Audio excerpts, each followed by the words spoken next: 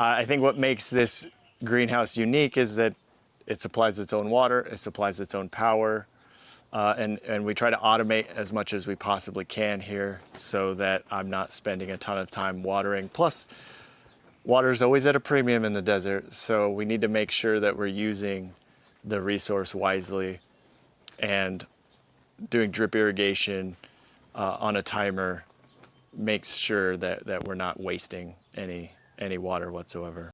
Here we do have a few tiny little strawberries, and they are delicious. I mean, these things they're tiny, but they pack a good punch. So these strawberries never make it to the house. I eat them before they get anywhere. This is the first greenhouse that we built.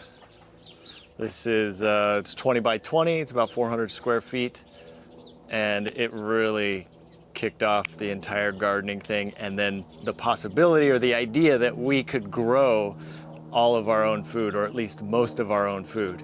Being a novice gardener, I didn't know what to expect, and the first year that we had things growing in here, we quickly realized it wasn't enough space to make our self-sufficiency goals. That's why we started the second greenhouse. But this is the one that started it all, that kicked it all off.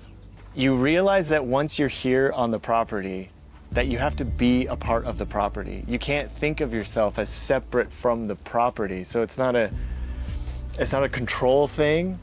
It's just, how do I integrate myself into the property where I'm causing as little damage as possible? There's a tremendous sense of independence and pride that goes along with it. Like, oh, we made it in this harsh environment.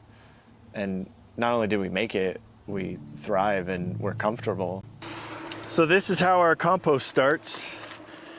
Starts with just some kitchen scraps, and we got paper and cardboard and all sorts of stuff. Starts with this, and it eventually will break down and turn into something that's usable in 6-8 months or so. Because we started to utilize more and more of our waste and treat it like a resource, we produce less than a bag of trash a week.